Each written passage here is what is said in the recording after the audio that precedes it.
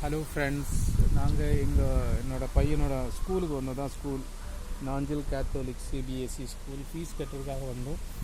இங்கே பார்த்தீங்கன்னா நாகப்பழம் நிறைய இருந்துச்சு. நாவல் பழம் பாருங்கள்,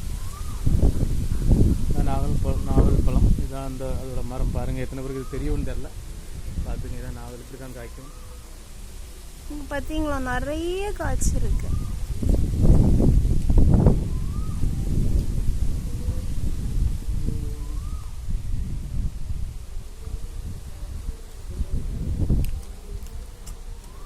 இதோட சீடு. நீங்களும் வீட்டில் நாவல் பழம் நடுங்க. ஓகே, இது பழுத்துருக்குல்ல அங்கே மேலே, அங்கே இதில் அந்த பிளாக் டேஸ்டாக இருக்கும்.